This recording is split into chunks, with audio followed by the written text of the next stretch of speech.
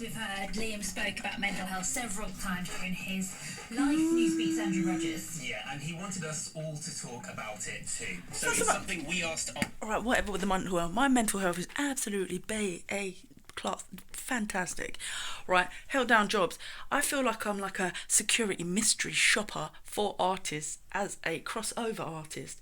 And yeah, people are absolutely abusive as worst, like, but it's organised sort of abuse and different little circles. And you think, well, why isn't there a more prevalent like solicitor firm? Why aren't there more people that actually back the arts world and stuff and people? Because there's blatantly like an abuse circles around authorities and police getting at people, and it's like mental health starts off just fine. It's just you get all the wrong attention from the wrong people, i.e. Metropolitan Police and weird authorities, which I do think crossover industrial. Maybe they're even funded. I don't know. It's like get this person or do this or do that. And mental health. Whatever, you go, oh, thank you for my lessons in the end, or thank you for locking me in the cell for 24 hours and not knowing why it was in Bournemouth, thank you for shipping me up the motorway, cutting my holiday short and keeping me in another cell for 12 hours before telling me it was bullshit, all this sort of thing. And you go, okay, right, most artists drink, so is there a vulnerability there? You just listen to that younger person talking, like, oh, I feel like my life has been threatened. Yeah, I mean, try being a single person with nobody behind you, nobody backing you. It doesn't matter what your age is. It's intimidating, it's threatening. You go to certain venues, you see people getting manhandled, thrown around, smashing their equipment and stuff. Brutal. And you go, what is that? A little like abuse sort of like thing around people that are artistic. And it just is. And it's like, yeah, you see it highlighted in a couple of films and stuff.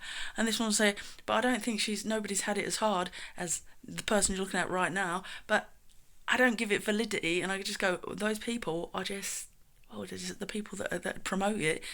Bunch of like talentless scum, really, innit? It's like, where's the class at? Oh, you got to earn it. If you're gonna go up there, show us why you deserve it. What makes you special? It's depraved, isn't it? Really. And it's that whole complex of like, oh, I feel like I'm bringing messages. Or is it biblical? Is anybody like, let's do a survey of those people with a Christian complex. They think they're the person that their only idol is that went through all the shit. You have to go through the shit too. What are you carrying? Law of attraction. What you sort of like, once you do all the internal work, and I think that's the lesson, that you're getting shown all this bullshit, all these extenuating circumstances, all these screws are being turned to do what for? Oh, so you can get in touch with your subconscious mind, your program, what it is, the law of attraction, how it is to just alleviate anything that happens to you, making you stronger, fortifying, all titanium cliches and all that crap. And by the time you get there, you've just like, you've sold your soul, because you're basically on a path of like, oh, you've got to be this, be that. You can't be the soft-hearted, friendly, outgoing person that you always was, because you're just going to have people maybe invested in trying to push you down that way again. So then you're on the like, oh, what are you? You're just a recluse and you're working on your music and doing your thing. And you just can't become resolved to that. So, oh, you used to be an outgoing person, but you're not your average person. You just have to get used to the fact that you're not your average person. And if you just want to practice music and be one of the Gentiles, that you've got to suffer the slings and arrows of brute and ignorance and people getting kicks out of abuse.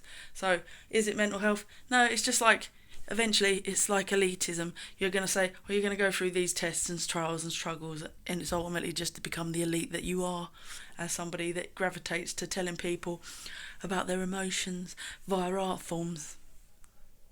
Pretentious society, isn't it, really? And anybody that's on the other side of it, that's already made it, and they can see that the struggles are there via social media or other platforms, they don't reach out. Are they as worthy and deserving as the person that's at the bottom, still trying to get up, trying to get their funds and stuff together, their organisation together, and hopefully show some sort of like formidableness with it? And what was popping up in the meantime while I was listening to that interview about mental health was certain things, and an ethos, an underground culture of musicians that is just like you're bowling through the city, and it intimidates police because it's a jungle, and it's like it's organised, and musicians are organised, and people and arts are organised. But what you don't realise is they all cross over at some point, I swear, and it's just funding and political, and the abuse is whatever the abuse is, and you can't make head or tail of it. And when you're looking for at the hardest times, on your knees at rock bottom, outcasted and the whole shit, it's like, well, you must be doing something wrong, Laura. It's like, no, I genuinely don't think I am. I think people are just fucking assholes.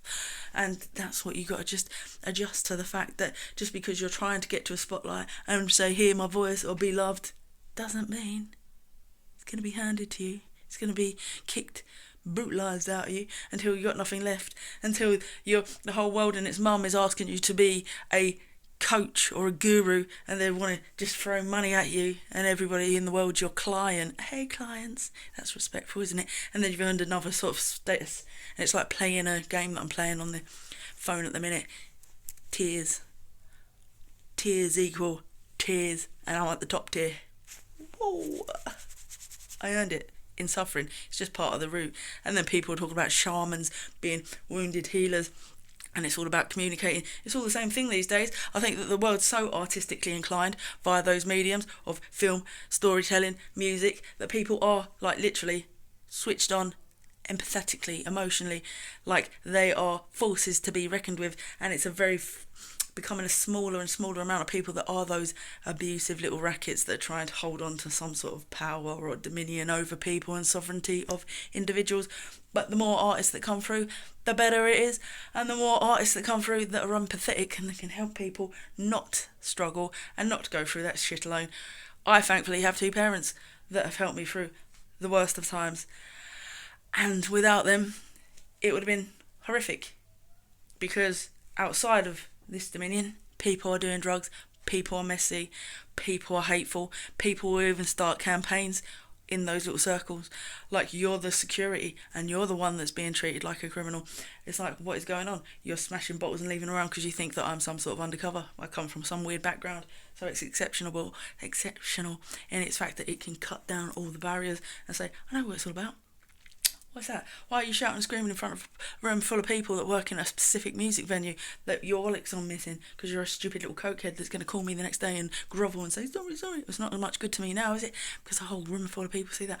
But when the darkness comes in, and sometimes it is like a whirlwind, artistic people do sometimes experience the world in different ways.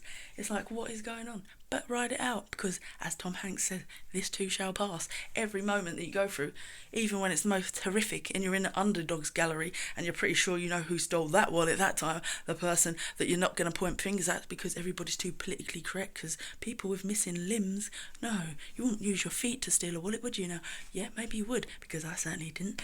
And would you like me to pat everyone down in the room? But you wouldn't understand the amount of challenges trying to get into art circles, underground ones using squats, whatever. You're like, who's who in this chaos game of London town?